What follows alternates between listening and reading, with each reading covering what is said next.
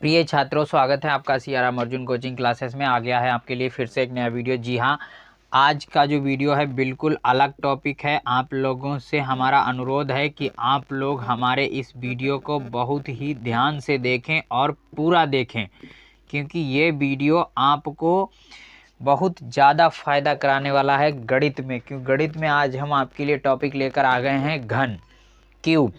जी हाँ, घन होता क्या है ये सबसे पहले आप लोग समझ लीजिए। घन एक प्रकार का डिब्बा होता है। क्या होता है? डिब्बा।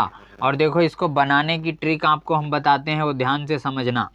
ये देखिए, इस तरह से आप लोग सबसे पहले एक चतुर्भुज बनाइए। ऐसा चतुर्भुज जिसकी चारों भुजाएं बराबर हों, जिसका नाम होता है क्या? वर्ग। जिसका नाम क्या होता है? वर्ग। इस तरह से बन गया आपका ये एक वर्ग। अब क्या करना है? अब यहाँ पर से इसकी थोड़ी सी सीध ले लो, इस तरह से हल्की सी, और ये बना दो। ठीक, या अगर ज़्यादा लेना चाहो तो थोड़ी सी ज़्यादा ले लो, इस तरह से जो सुविधा रहे आपको। और हमें क्या करना है? बिल्कुल सीधी लाइन खींचो और यहाँ जितनी दूर यहाँ पर है इतनी ही दूर निकाल दो। ठीक, निकालने के बाद क्या करो? इस कोने को इससे मिला दो, ये इस टाइप से हैं। फिर क्या करो? फिर ये जो देखो सीधी लाइन, तो ये भी सीधी लाइन इसके ही बराबर, थोड़ी नीचे जाएगी, कोई दिक्कत नहीं है।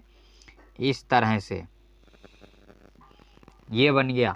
और जैसी ये लाइन थी वैसे ही यहाँ से एक लाइन लीजिए यहाँ तक, और ये कोने मिला दीजिए।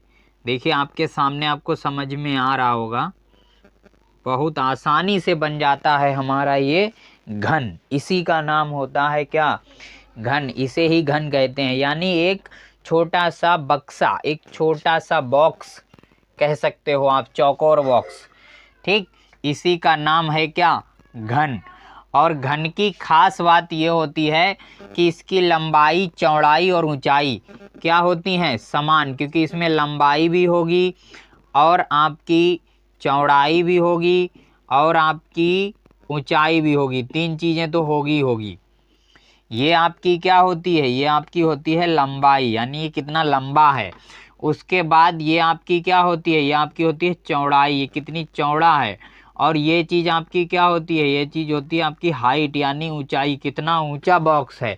तो हम घन में एक बात याद रखेंगे कि घन की लंबाई, चौड़ाई और भुजा, ऊंचाई, ये तीनों क्या होती हैं? समान। तो आप कह सकते हो कि जितनी लंबाई उतनी ही चौड़ाई उतनी ही ऊंचाई।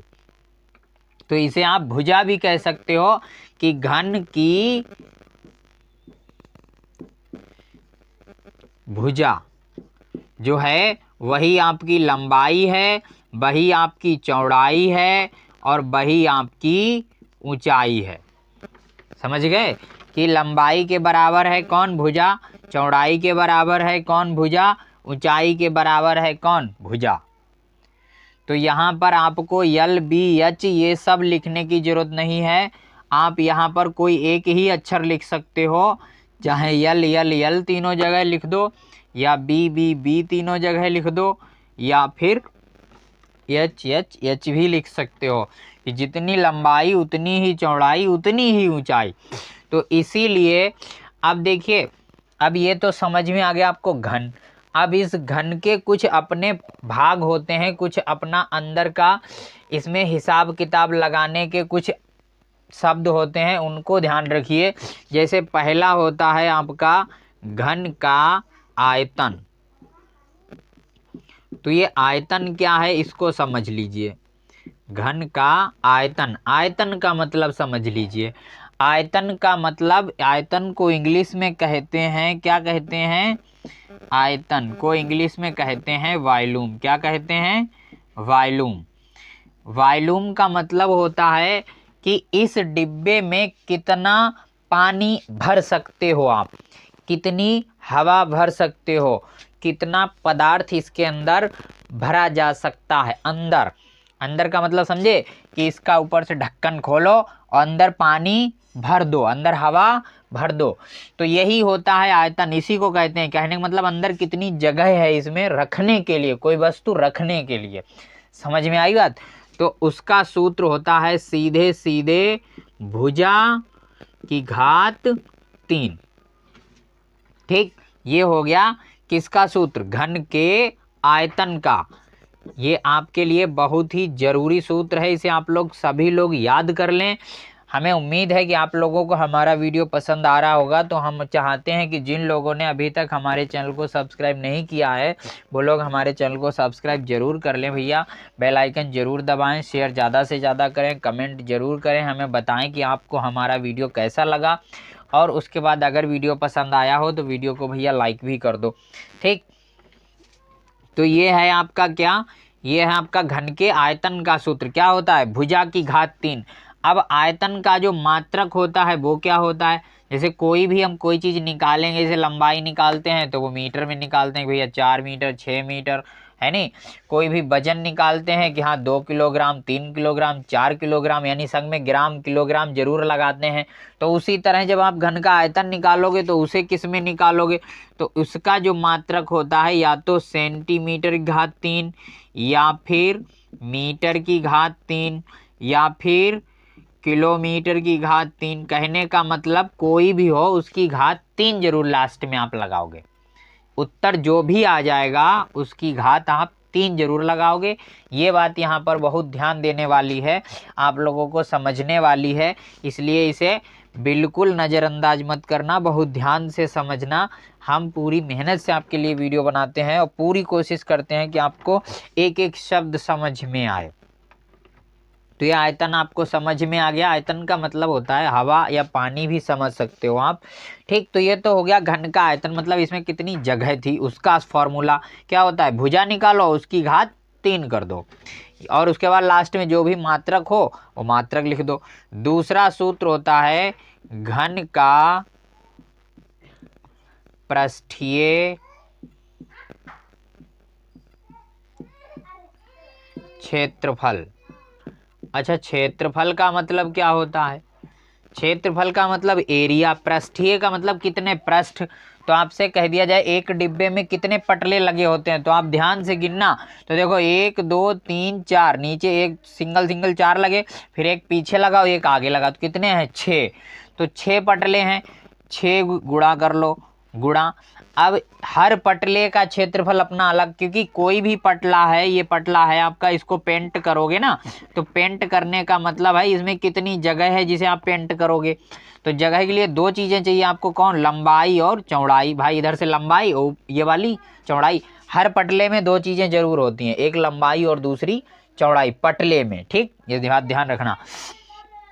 तो उसी तरह से अब लंबाई और चौड़ाई, अब ये चूंकि आपका क्या है? घन है, इसकी जितनी लंबाई है उतनी ही चौड़ाई है।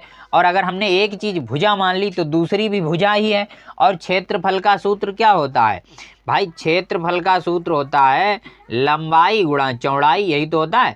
तो लंबाई गुणा चौड़ाई मतलब आप लिखोगे कि भुजा गुणा भुजा, और गुणा भुजा, भुजा गुणा भुजा जब लिखोगे तो वो क्या बन जाएगा? वो बन जाएगा भुजा की घात 2।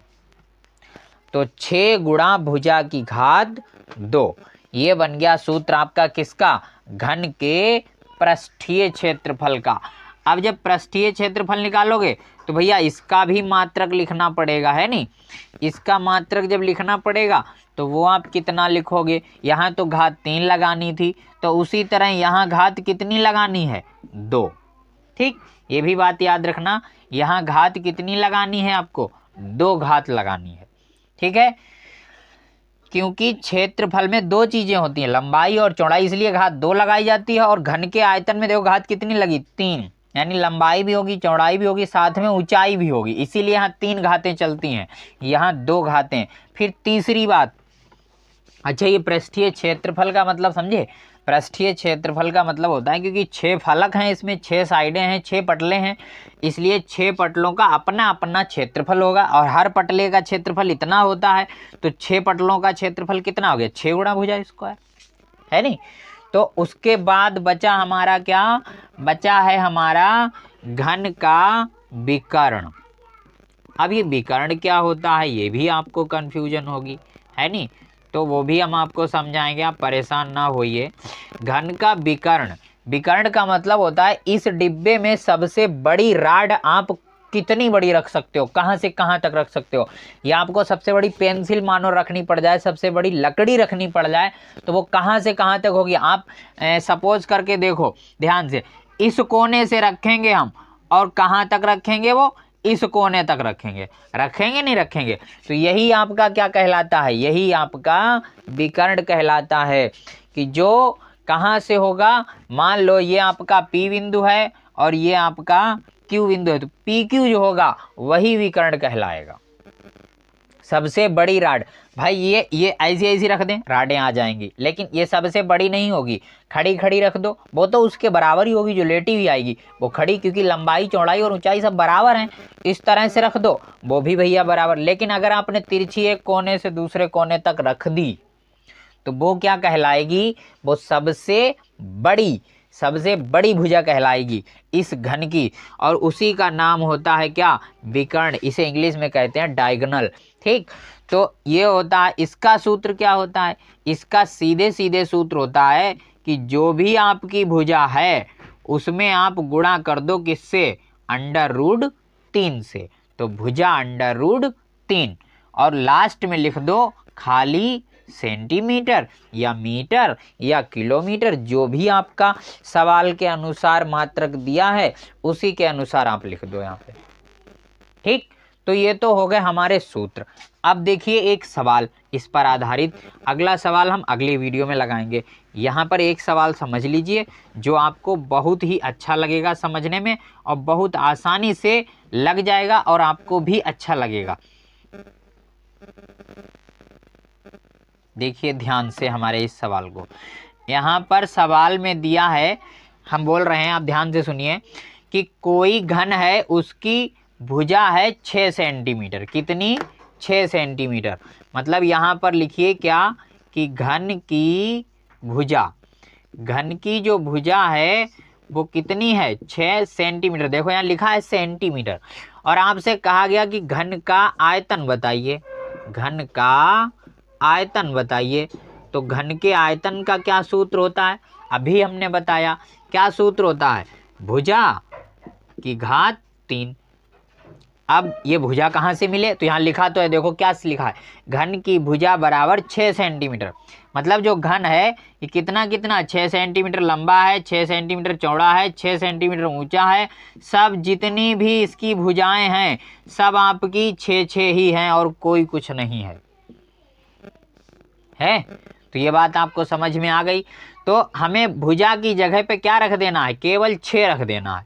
तो 6 और उसकी घात 3, तो इसका मतलब 6 गुणा 6, भाई 6 को 3 बार लिखो, और 6 छंग 36, 6 का पहाड़ा 6 बार, फिर 36 का पहाड़ा 6 बार, तो 216। और उसके बाद लास्ट में लिख दो आप सेंटीमीटर की घात 3, या ऐसे भी लिख सकते हो घन सेंटीमीटर। ठीक, इस तरह से भी लिख सकते हो, या इस तरह से, या फिर इस तरह से। एक चीज़ लिखनी है आपको, इसलिए बीच में या लिखा है। तो ये सवाल आपको, हमें उम्मीद है कि आपको पूरा सवाल बहुत अच्छे से समझ में आ गया होगा। इसके बाद घन के आयतन का कभी भी सवाल आपके सामने आ जाएगा तो आप कंफ्यूज नहीं होंगे, बिना सोचे समझे उसको हल कर देंगे, बिना किसी परेशानी के, बिना किसी रुकावट के। ठीक, तो आप लोगों ने हमारा पूरा वीडियो देखा, इसके लिए आप लोगों का बहुत बहुत धन्यवाद। जुड़े रहिए सियाराम अर्जुन कोचिंग क्लासेस से, और मिलते हैं अगले वीडियो में। तब तक मुस्कुराते रहो, देखते रहो सियाराम अर्जुन कोचिंग क्लासेस।